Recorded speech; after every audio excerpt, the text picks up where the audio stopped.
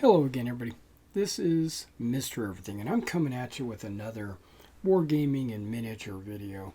In this video, we are going to be talking about something very important to miniature wargamers: basing sizes, and why you base a certain way. And I'm going to go over a lot of different bases. I've laid out a few units and some bases out here as well.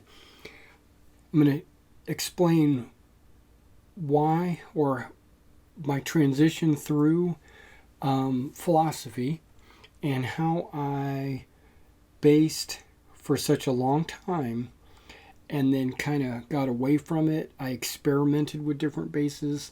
I experimented with different types of bases, and also how it relates to my Black Powder and Hail Caesar games. Alright, so let's start off by, I'm going to push this out of the side. A lot of people know that I'm very big into Napoleonics, but I'm also into like American War of Independence. But the Napoleonics one is the one that's where the basing dilemma came from. So I'm going to talk about that specifically. But in the old days, in the before times, I based a lot of things on metal bases. I had these, this is like sheet steel. You could get these from a company called Wargaming Bases. And you get like a pack of 100 of these. Well, no, I guess it depended on the size you got. But they were like $4 for to get 30 bases. And I thought that was a really good steal for that. And you could get these in inches and millimeters and squares and rectangles. They didn't have any round ones. I guess their cutter didn't cut exactly round.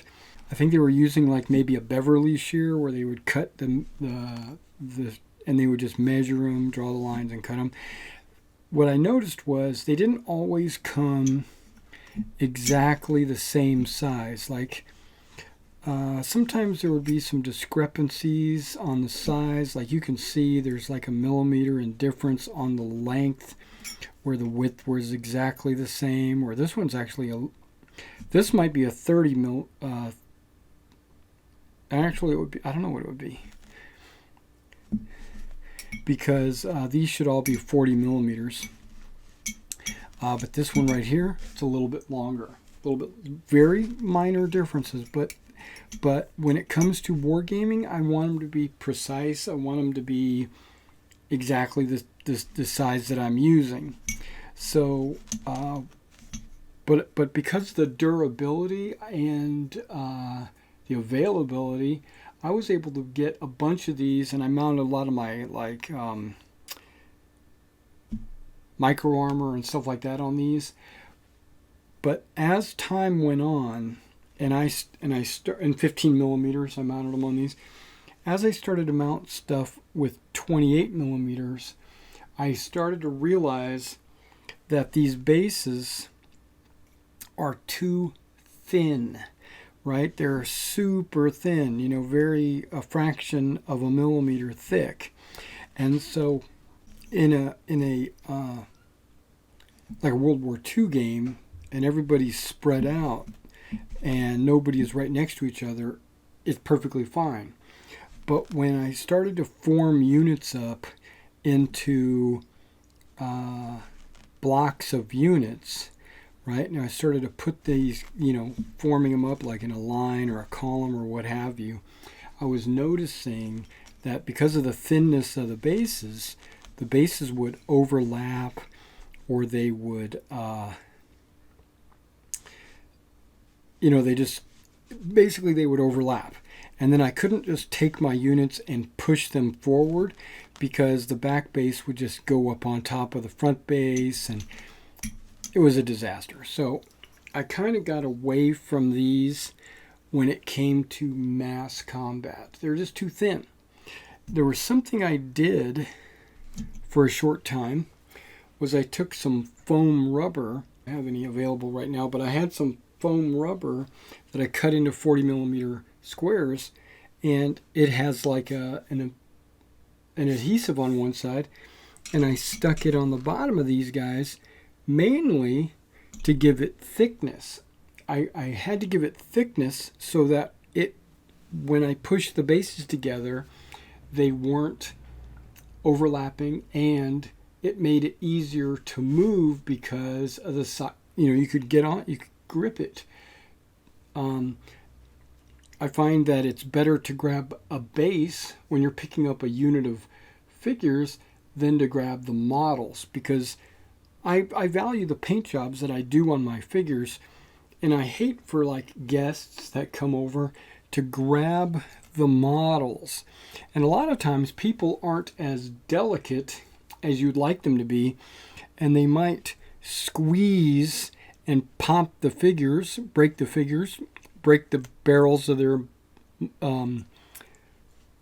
bayonets or standards, or they might pop the figure off of the base itself. So it's better to have something thick that they can grab, like a 3mm thickness base. Okay, so that was one reason why I got away from the super thin unit bases.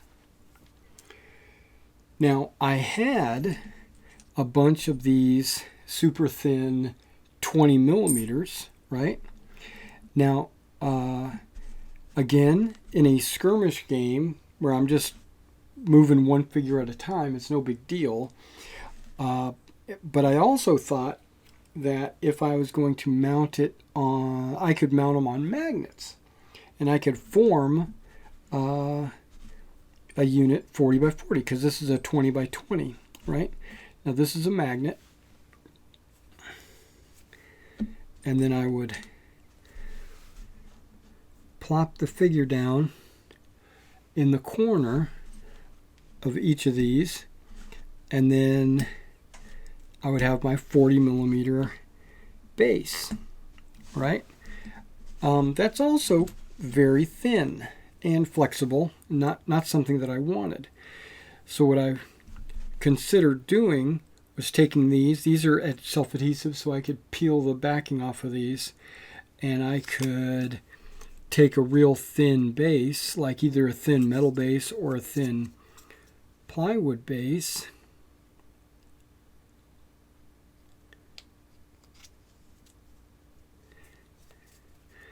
and I could mount my magnet on a base. So now it's keeping it from being flexible. Well, it's less flexible. It's probably still a little flexible. And then I could take these figure bases and put them on there. That was a theory. That was a thought. These metal bases are still, honestly, too thin, because even with that wood, the magnet, and that base, it's still winding up being too thin. But it's better. We're getting there, right? Okay, so let's just set that off to the side. And I also play skirmish games, either with like Chosen Men or SPQR for my Ancients or whatever. So I thought about mounting them on 20mm washers. Now these things are these are kind of thick, right? And if I mounted it on this wood and this magnet, right, it was thicker. This gives you a lot more thickness, but what you wind up doing is you're not really grabbing the base. You're grabbing, or not the figure base, you're grabbing the unit base, and it's still a little too thin. But that wasn't the reason why I got away from this. I got away from this concept because when I mount my individual figures on their round bases, I was flocking the base, right? I color it and flock it, and each one of these four would have flock on it. But then the unit base would not have any flock. It has to be just a smooth magnet. So it looked funky. It didn't look right. Right? So here, kind of like, this is kind of an example. These are my Greeks, and they are on a magnet, and they are on round bases, and these bases are plastic round bases, actually, and I've taken flex steel and put them on the bottom so it makes them magnetic. Okay. I thought this was like a perfect idea, right? I don't like the fact that you see that black under their base. Now, I considered spray painting the magnet, making it kind of more of a different color. But then the flock just doesn't fit right. There are people out there that make movement trays with holes that you can take these individual figures and put them into those holes, and then you could actually flock the movement tray between the holes so that they would fit in nice and neat, and once they're all in, everything would be flocked. I did not go that way, and the reason why is there's too big of a gap between the holes, making the figures spread out even further, and there's like an outer lip around the outside edge of those movement trays. So if I had a figure on a 20 millimeter individual base, it would wind up being about 25 millimeters per figure. And financially, I noticed that those movement trays are incredibly expensive. I don't know why they're as expensive as they are, probably because of the way they have to be cut, but they're too big anyway, and they are way too expensive. You're looking at like $4 or $5 per movement tray. And to me, that's just too much. Because if I have to do 20 battalions of French, hypothetically, you're looking at over $100. No, you're looking at over $400. And I was like, there's no way I'm going to do that. Hell to the hell no. Okay. So I said, okay, let me just keep experimenting. Let me keep my mind open. Okay, so, and then this is all back in the day. Now, then I got into black powder and Hail Caesar. And black powder and Hail Caesar, or I should say, Warlord Games, has this plastic 40 millimeter base. It's nice and thick, right? It's got little nubs in the bottom to keep it from sliding around the table. Not that you would need that, but they are there. It gives that just that little bit extra stability, and they're fairly inexpensive, you know. And you can get like a whole sprue of these, which comes with something like 9 of these, and then a bunch of 20 millimeter bases, and some long, some short. It's a pretty good deal. Now, when I buy an army, like my Successor Starter Army or my Imperial Roman Starter Army, it'll already come with a bunch of these sprues, right? And so I started using these. Okay, and that kind of, that was great for when I'm doing like 40 millimeter by 40 millimeter units. Now the idea is, like, when you buy a Warlord Games unit, like here's one right here, you almost always get 24 models. Okay, and the idea is to put 4 figures on a single base and have 6 bases. Okay, now this video might go on a little while, but that's because I'm giving you my whole thought process. This British unit here is Parry, I do believe. Nope, I think these guys are Parry miniatures. Now, in the old days, I played a game called Napoleon's Battles.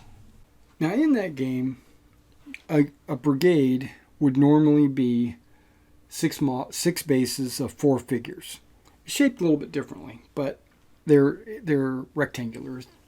I played in 15 millimeter. It was 3/4 of an inch by 1 inch deep, 4 15 millimeter figures. Okay, when I moved over to Hail Caesar and Black Powder, it wasn't that big of a transition. But in Napoleon's Battles, this was a column, right? And this was a line. Well, that's not true in Black Powder. I didn't realize this until recently. I've been playing it wrong this whole time. I would always put my unit in a formation like this and say that was a column. That's not a column. That's called a 4-rank line. You got 4 ranks. That's a line.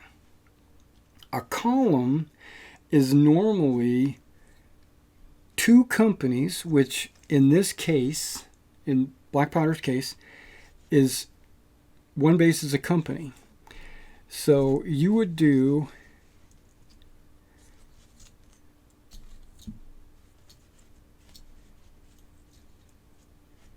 that is a column.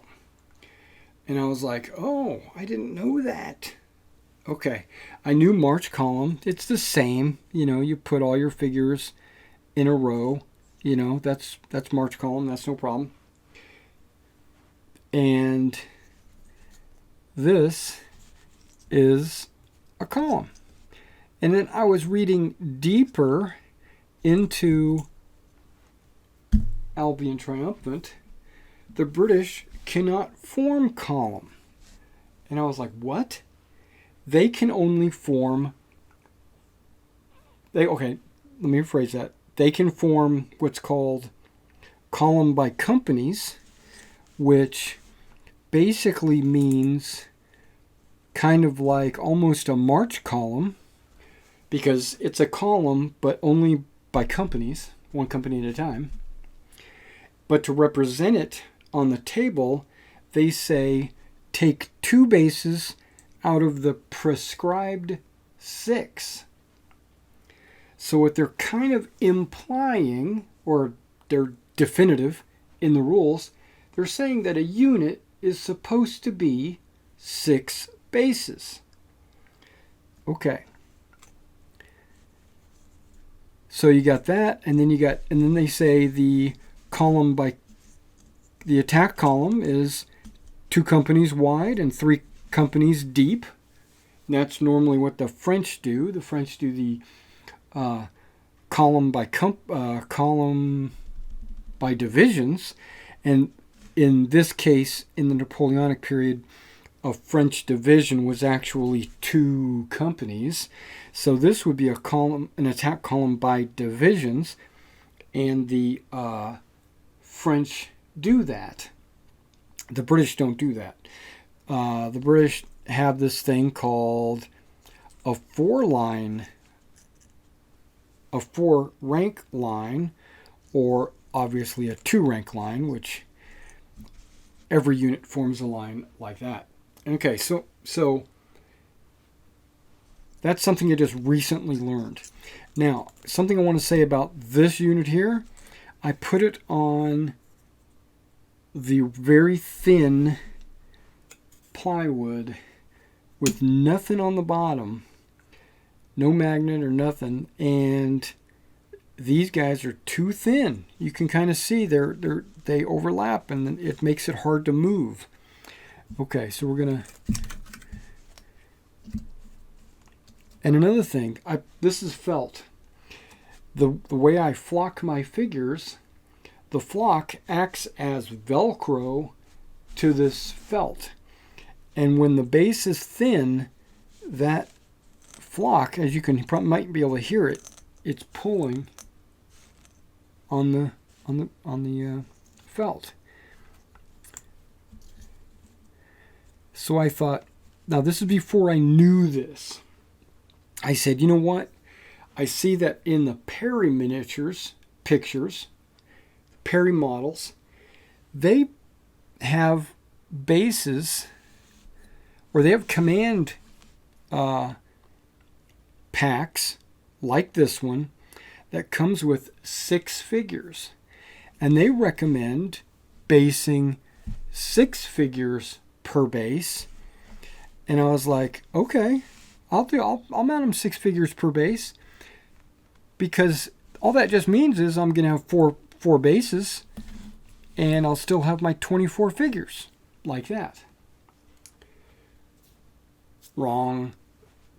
Okay, because the main reason is now I can do the 4 rank line, no problem. I can do a line, no problem. But I can't do an attack column, which they can't do anyway. And I can't do column by companies. Because if I did, I would have to do it like that, which that's what I was planning on doing anyway. I said, I'll just do column by companies like this. But you're supposed to have 6 bases. So I go back in and I look at like the Parry models, how to base your miniatures and stuff like that. Now I understand that's a different game system, but it's being used by Black Powder and all that.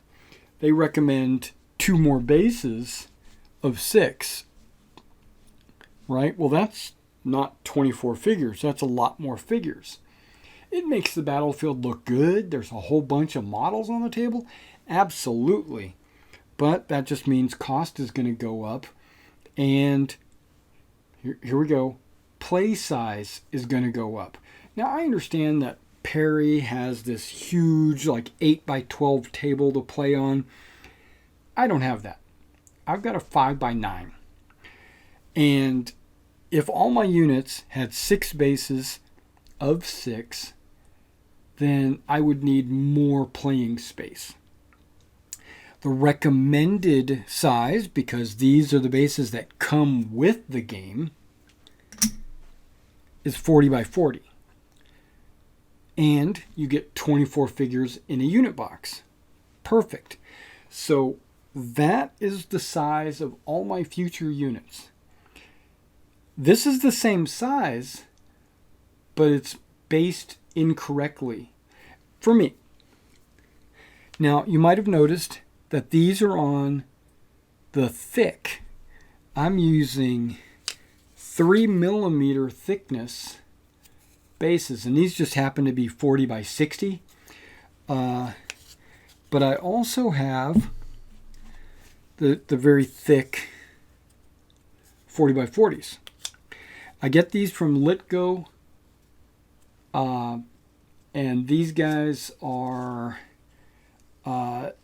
actually the cheaper ones. The thick ones are actually cheaper than the thin ones. I guess this is a really hard plywood to come by or something, or it's more of a, it's just more expensive, but this thick plywood is actually cheaper.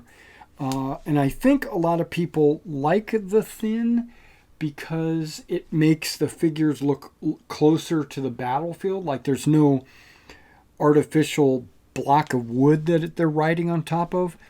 But I don't think, well, personally, it doesn't affect me. I thought that would be important to me, the low to the ground. But it's really not that important to me. What's the most important to me when it comes to the miniature units, when I move them around, I want to be able to see where the edge of the unit is. because a lot of times your arc of fire or your ranges are measured from a base. So having a thicker base is actually easier to calculate that. Plus, when I go to move my models, I can move them. This flock is not sticking to this felt because it's got a little bit of it's got 3 millimeters of a buffer. It's not right against the felt getting stuck. I couldn't do that with this. These guys, yeah, they're getting it. This is all getting stuck. I'm having a hard time moving that unit right there. But these guys, no problem at all. I can slide them like that. They're not going to ride up on each other because it's a 3 millimeter wood base. The flock isn't acting like Velcro against the felt. Okay. I ran into this problem with my French. I based a unit of French, which is really good because they have like the Parry French had like a guidon, and then it had, or standard bearer, and then it had 2 attendants, and they recommended putting them on the back row because then you would have all 3 of them right there, and then the officer and the drummer would be in front of the standard. And I thought, that's really good because that way the standard doesn't like stick out of your unit and get involved with like frontages and stuff. You can actually have it riding in the back. Okay, so I thought that was pretty good. But here's the problem that I came up with. I was planning on basing them just like this Belgian unit, right? This is a Belgian line. I was planning on basing them just like that. But the French are unique. They have 6 companies. Well, they have 6 different companies. They've got their Grenadiers, their Voltigeurs, their company 1, 2, 3, and 4. And so by mounting it like this, what I did was I took one of these blocks and I turned them into Voltigeurs, right? Because now I can actually deploy them as a mixed unit of skirmishers out front. And the 20 millimeter bases worked out really good for that. But then there's a Grenadier unit. So what I did was I took one of my stands and I turned it into a Grenadier unit.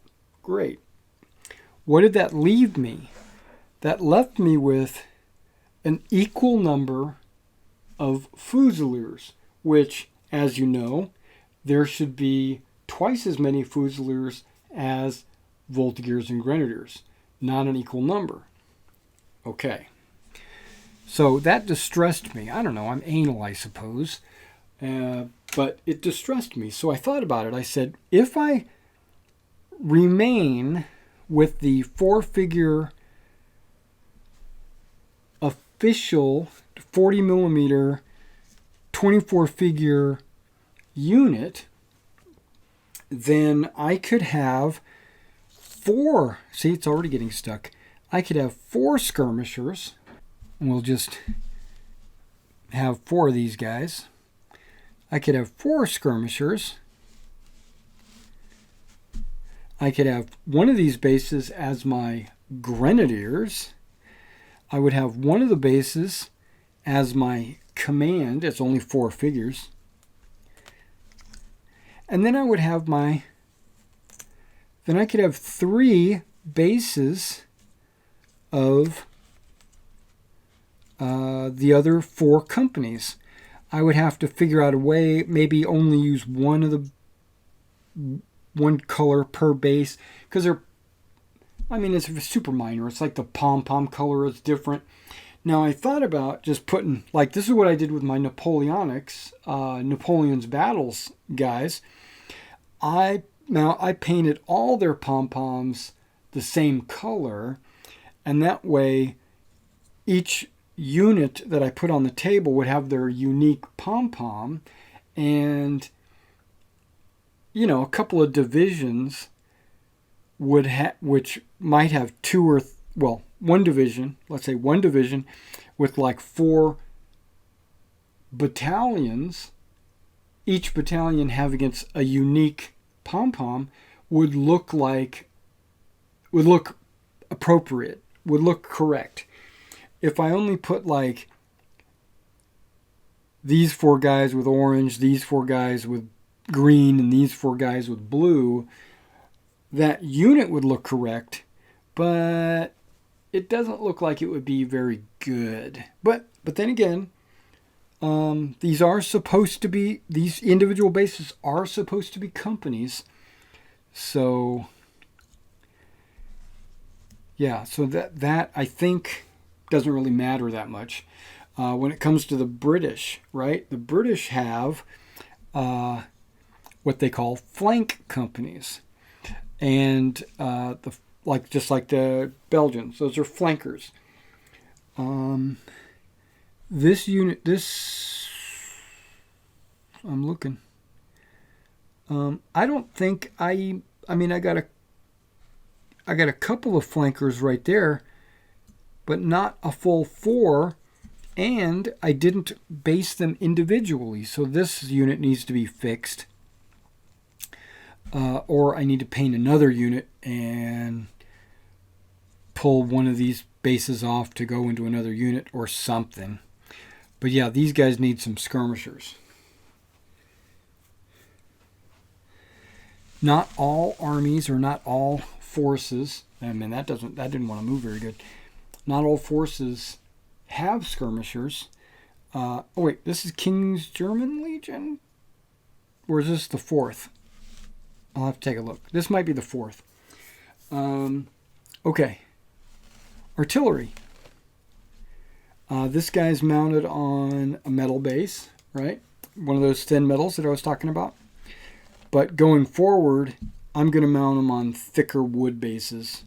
Yeah, you can see that doesn't want to slide very well. And I glue everything down because when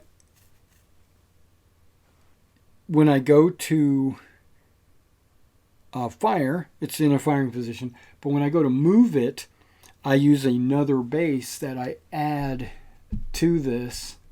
I add another base, which is the limber. And normally the limber I just put on the table somewhere, just out of the way, close to the artillery. And when they get ready to limber up, I just take this and attach it, saying, okay, it's limbered, right? And then we move them off, and these guys would just stay attached. This is a base of wood that I just went and bought at my local hobby store. It's just a standard. You can get like 8 of these for $2.99 or something like that. So I just went in there, looked at their wood department, and I found some of these and just bought them. Finishing up, we're going to talk about Hail Caesar and SPQR. Okay, so these guys right here, I know they look like Caesarians, but they're not. They're actually Republican Romans. I was going to use the 40 millimeters and use 2 of these bases and make a small Hastati unit and a small Principe unit, and then make 2 each of those, and then a 5th unit was going to be the Triarii, right? So it's going to be a total of 5. It dawned on me that those units are supposed to be small, but a normal unit is going to be 12 figures. And I needed my small unit to be exactly half and not 1/3. So I decided to get a couple of these in the thin version, magnetize them, and switch them over to 6 and 6. So here's your 12 figures. It's great because that's perfectly fine for a small unit. And I could add a couple more bases and it would be perfect for like a standard size unit. when it comes to Hail Caesar, because they don't have column by companies or columns or any of that. They really only have line and march column, and that's it, right? And even if I did need to represent a column by companies or something like that, that would work fine. But if I had 4 of these, I would just put all 4 in a row, and then if I went into like a march column, I would just stack them all behind each other. And you can see that those bases, they're 40 millimeter squares, and they fit pretty good on the magnet, and so it's kind of disguised. You see like a grid where they're cut, but it's not really that bad.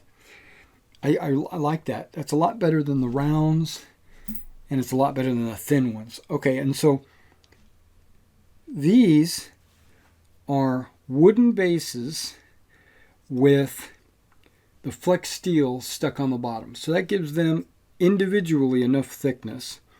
And then they're mounted on the wood and the magnet. And it works pretty good. They slide pretty good. Now, if I need to play if I need to play SPQR, which is an individual figure-based game, I just pop these off. And I could just play a skirmish game if I want.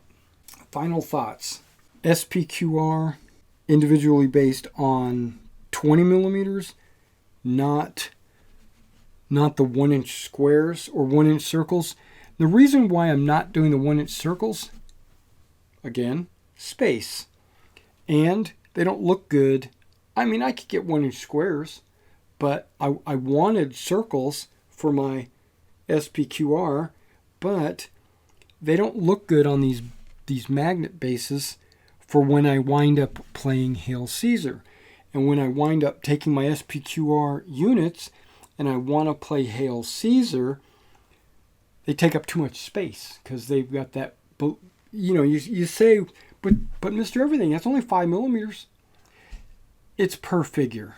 And when you play Hail Caesar, you're playing with 20 units on the table, so you need the space. Square bases don't affect the game. I'll put my commanders on circles like I normally always do, even for black powder. I use a 2-inch washer, but you can use any 2-inch circle for, or 50 millimeter, depending on how you want to go about it, for your divisional commanders, or in this case would be brigade commanders.